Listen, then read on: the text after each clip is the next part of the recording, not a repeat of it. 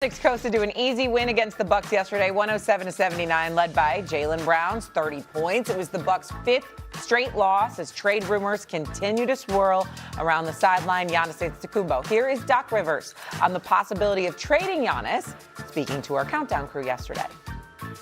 Giannis has said everything that we need to hear, that he wants to be a Buck, he loves the city. And that's all I can go by as a coach right now. Has it been difficult? Yeah, your players every day have to hear stuff every single day about not just their best player, but they're thrown in the mix as well. My favorite day of the year this year will be the day after the trade deadline. That'll be my favorite day because I think everyone will be here and we can get to, you know what I'm saying? So I'm looking forward to that. So Doc Rivers' favorite day of the week will be Friday because that'll be the day after the trade deadline. Brian Windhorst, you were a part of that conversation with Doc. Do you think Giannis will be traded by Thursday? I think I'm, slightly 50-50, 51-49 that he will not be traded. And it's not because the Bucks aren't having conversations, and it's not because Giannis has an undying desire to be in Milwaukee, although he could be making a lot more noise if he wanted. But it's because with the way the market is, it probably, and I'm going to underline the word probably, it makes more sense for the Bucks to wait. There could be a change in the aggression of one of these teams who's bidding. There could be a player that becomes available in the talks that changes Milwaukee's opinion. But I think that there's a good chance that they're going to have the same level of trade offers in the summer, and maybe even better in the summer.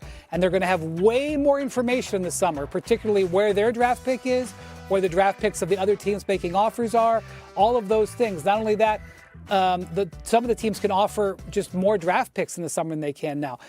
The important thing that Doc said yesterday, and what I asked him, is what's the plan for Giannis if he's not traded? Because this is as Stephen A. mentioned earlier, this is the fourth calf injury that he has had in the last 2.5 seasons. And that is a concern. And frankly, the Bucks are 3-14 when he doesn't play. And they are highly incentivized to continue losing, quite frankly, because by the time he might come back in 3 or 4 weeks, gosh knows what their record is going to be. And what Doc said is he's going to play. And Doc has to say that for a lot of reasons, but I wonder if we've seen, if Giannis doesn't get traded, I wonder if we've seen the last of him this season either way. Monica? Ooh. I mean, Wendy, if he doesn't get traded, it does not benefit either side for him to keep playing, right? Absolutely not. I mean, it's easy for me or for you to say, but yes, I believe that. Yeah. I agree. If the thing to me that is the sticking point, Shay, is by all accounts, Giannis wants to be the good guy, even though he acknowledges it is probably time to move on. If that's the case, then he would wait till the summer when it could probably be the best offer in terms of him getting where he probably wants to be and the Bucks can get the most in return. I don't see this as a Jimmy Butler, I got to move now. I don't see that happening. So you think it won't happen either until the summer? You don't think it's going to happen by Thursday either? What do you think, S.A.? Well, you know what it is? I think right now it won't happen. The reason I feel that way is because I think that it would happen if he were healthy and playing and wanted out. But the fact that he's not healthy and he is out, that gives a lot of teams cause to pause because you're going to have to give up a lot in order to get him. Whether it's in the realm of picks or some blue chip players or whatever, you're going to have to give up something to get Giannis.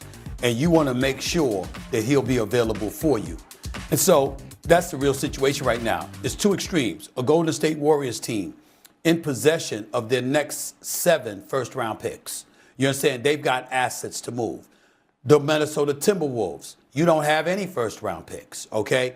But you do have players like Nas Reed, Julius Randle, Jaden Daniels, McDaniels, that kind of stuff like that. So it depends on what Milwaukee wants or whatever. It may take them some time to make that decision, and they may feel they bought themselves some time because you don't have a healthy, disgruntled superstar saying, get me the hell up out of here. Instead, you have a disabled superstar right now who, even if he doesn't get moved, may be sitting at home for the rest of the season so he can afford to sit up there and say, take your time.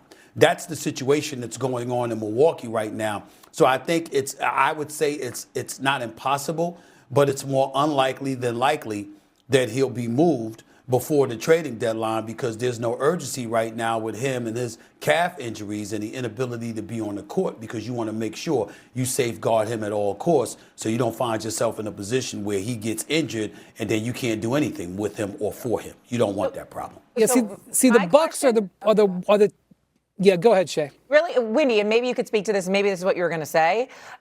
In yesterday and listening to Sham's reporting, this was last night, him saying that the Bucks have now countered offers. I'm not saying that there's one set in stone, but they're starting to counter offers, which feels like maybe it's a little further along than we had thought a week ago. Do you agree with that, or you still think that's just going back and forth? I think that's true, but I think here's the thing. The reason the Bucks have, it'd be one thing, as Stephen A. said, if Giannis was holding the steering wheel here and saying, I want out now, and I want to be on Team X. Trade me to Team X today. He's not doing that. He is taking a generally, not wholly, but generally passive role here in this. So that's one thing. The second thing is when you look at what the offers are. Now, there could be an offer. There probably is an offer that we don't know about that includes a player that Milwaukee has to seriously take or a pick where Milwaukee's like, we have to do this deal today or we may not be able to do it. But if you look at the teams that are bidding that we know about, if you look at Golden State, their offer in May is going to be the same offer. Now, they may say it's not. They may say it's here and it's gone, but their offer is going to be the same offer. It's not probably going to improve.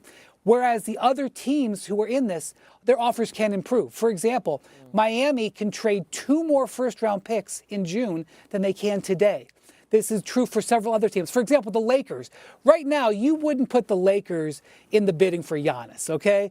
But if you get to the summer and they've got $100 million in cap space, and instead of trading 1 first-round pick, they can trade 3, now we have a completely different situation. Not only that, but by then we'll know the lottery. We'll know the players that are in the lottery. The Bucks will know where their pick is. The Bucks will know where everybody else's pick is. So if the offers are probably not going to worsen by the spring, and the offers are only going to get better, and you may have more information, and you're not, Giannis is hurt anyway, and he's not agitating at full power, you do not have to be a next-level logician or analyst to figure out that waiting makes sense unless the Bucks get an offer by Thursday where they're like, whoa, this offer is so strong it may not be there in June. Let's reevaluate. And that could happen, but the indications are that time might make more sense. Did you say logician? Whatever. I was just like, is this a new word? I need to learn the new word. If that's what you said, Wendy. It would take logician, okay, according to Wendy, to find Giannis home in the next 48, however many hours until Thursday at 3 p.m. Eastern. All right, thank you very much. The Sixers have now won 3 in a row, but will be without Paul George for 25 games after being suspended by the league. We discuss the impact this will have on Philadelphia next, plus OKC with an impressive road win against the Nuggets last night. Are we taking the Thunder or the field as we look ahead in the West? That's next.